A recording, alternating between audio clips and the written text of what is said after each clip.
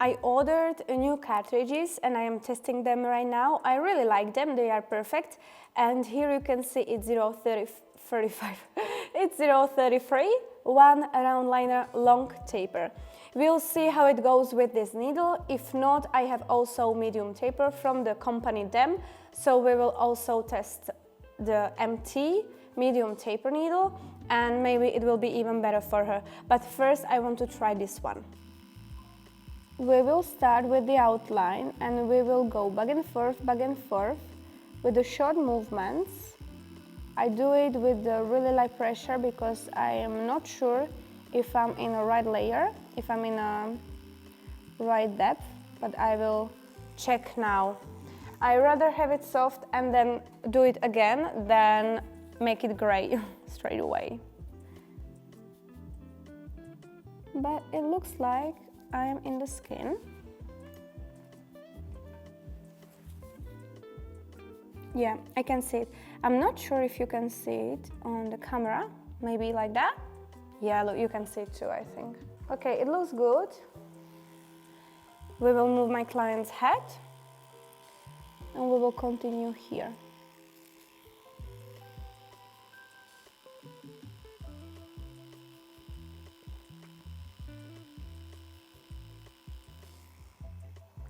I need a little bit more color.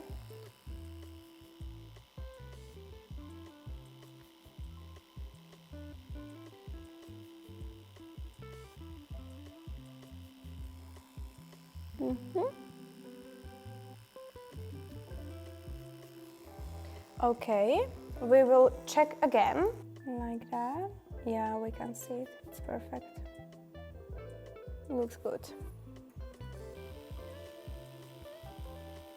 Make sure that you stretch really well.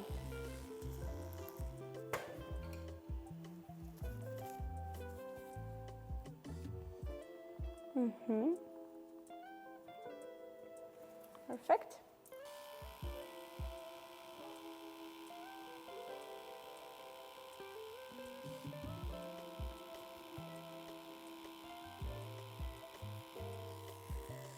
Moving my client's head again, stretching really well.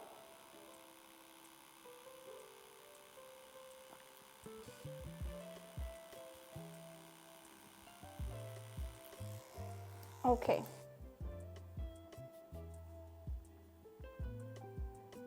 Yeah, I like it.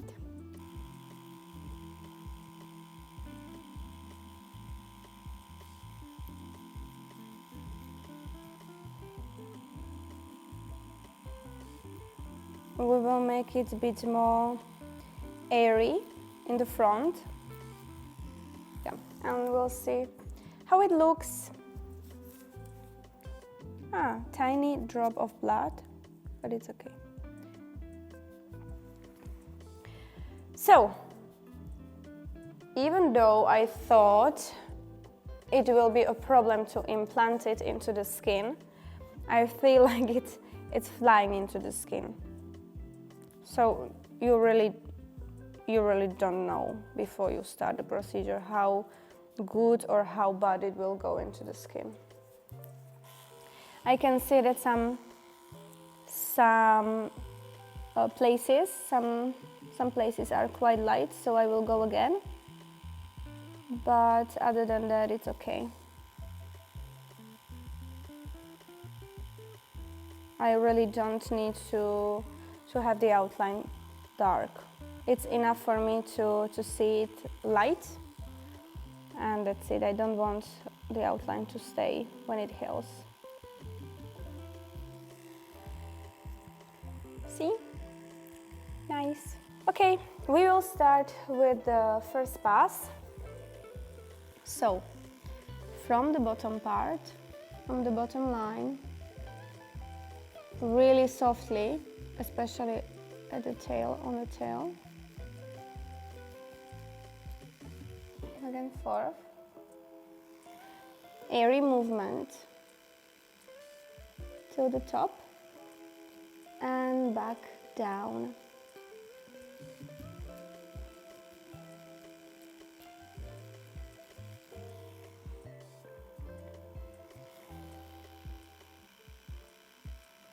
Very light, very light, very light. And when I am in the body of the brow, I place my strokes very close next to each other, so I saturate the brow quite well. My movements are consistent and the pressure too. No. Okay, let's see. Let's check. You can see the color. It's nice.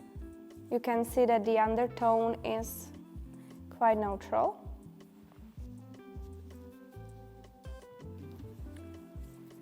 Okay. I think it's okay, but I think I need to see a bigger spot, bigger place. I need to do more in order to see the color better.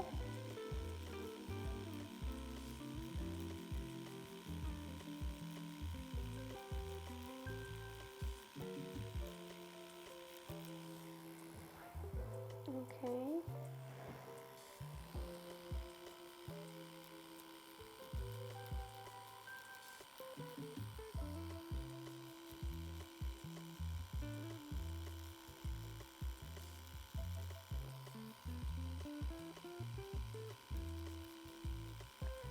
Shorter movements when I'm closer next to the outline.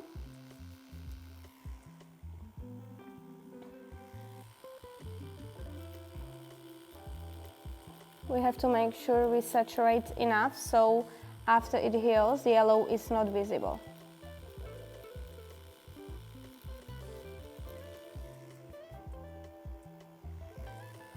We have to stretch quite well. I don't have a lot of rules while doing the brows, but my really important rule is to stretch well and to work consistently with the 90 degrees or around 90 degrees. So you are not traumatizing the skin with the lower angles.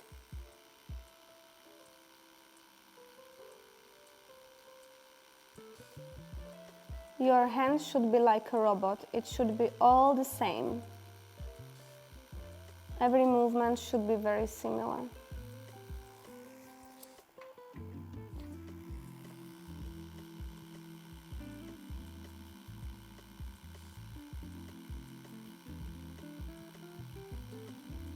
And now we will check and we will see how much color is in the skin.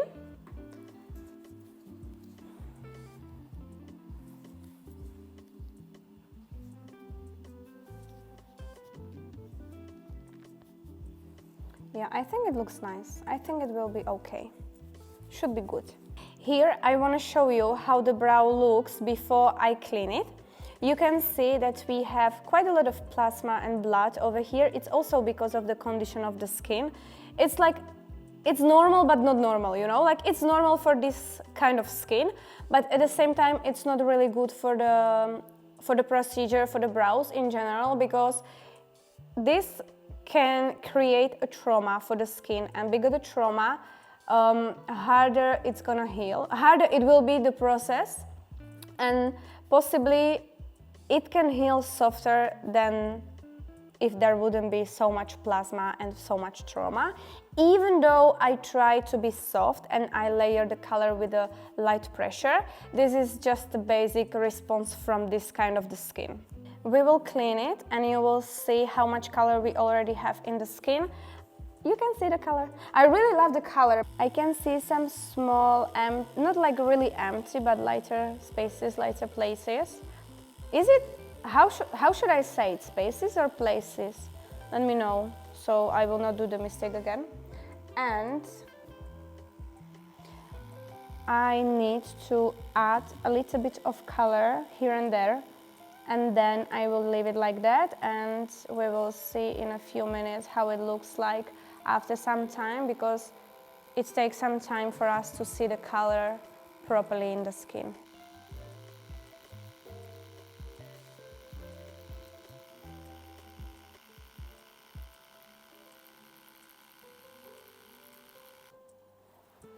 We will use secondary anesthetic together with Rosa. We will mix it together so the anesthetic is not too strong for the skin. And we will apply it everywhere. We will put it under the foil and leave it for a few minutes. We will have a punch and we will continue. Here you can see how the brow looks like after the first pass. And now we are going to work a bit more on at the bottom and also in the body of the brow. And then I will move to the other side. So I will start here because I see that some pixels are missing, and we will start with the shading.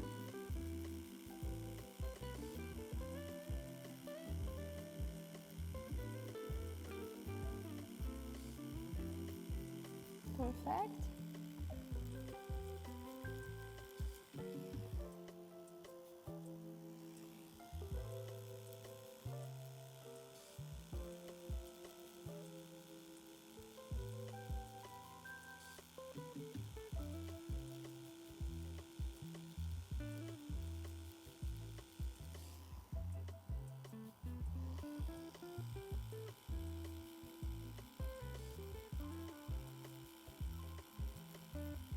So our main task is to saturate the brows as much as possible now.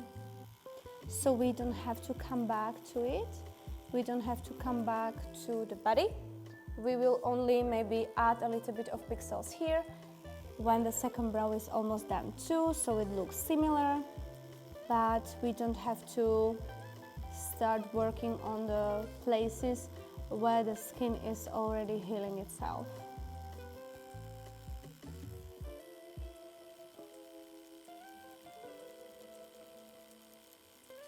Now our main priority is not to create the most beautiful eyebrows with the most beautiful gradient, but our main priority is to create eyebrows when they heal.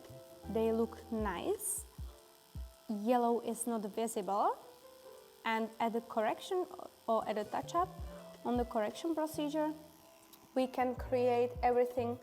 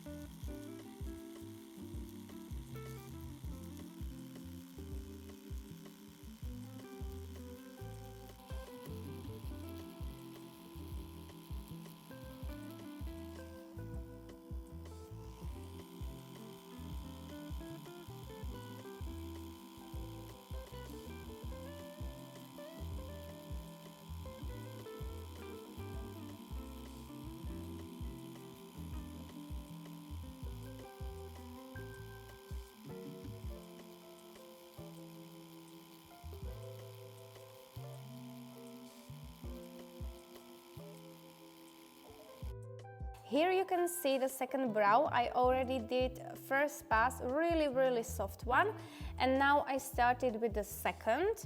I want to saturate body of the brow and bottom part quite well, but you can see how much plasma and how much blood we have on the skin. We'll see how it's going to look when it's done. I think it will be beautiful, but I think that the gradient will not be visible as much, so this is why I'm not going to work on the gradient that much. I really need to saturate body of the brow where we see yellow residue, and we have to saturate this part so when it heals, the yellow residue will not be so visible anymore. Now we are working on the second pass. We see that we still have some plasma and some blood. But when I have a lot of plasma and a lot of blood, I like to clean often, more often than usual. And I like to use cotton pads, so I clean it, but I'm not going to take the pigment out of the skin. I just push it inside and clean it like this.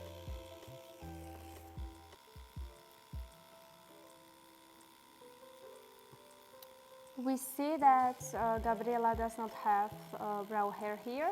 So I have to saturate bottom part bit more, so when it heals it does not look a little bit more open, like it's missing.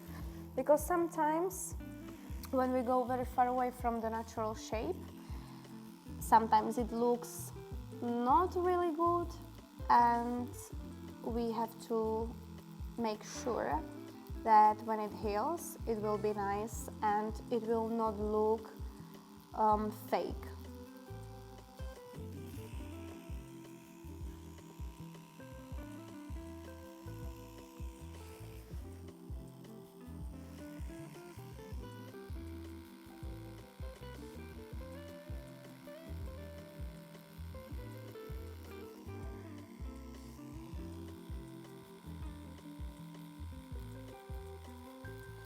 We are almost done with the brows, and we will move to the lips, and we will also show you how I do lips for Gabi.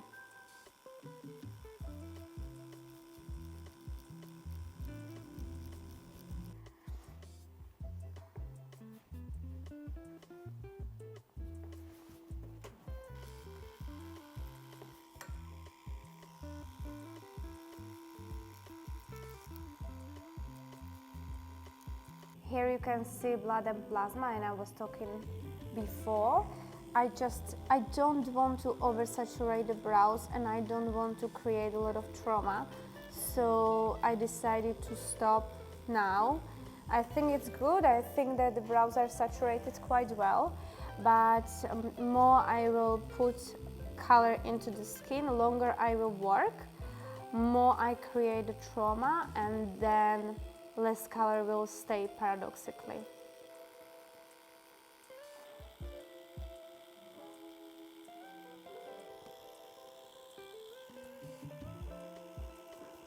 And now we are done with the procedure, and we are going to do another video where we will show you how I pre-draw Gabriella's lips and what kind of color we will choose, and basically the whole process of the lips.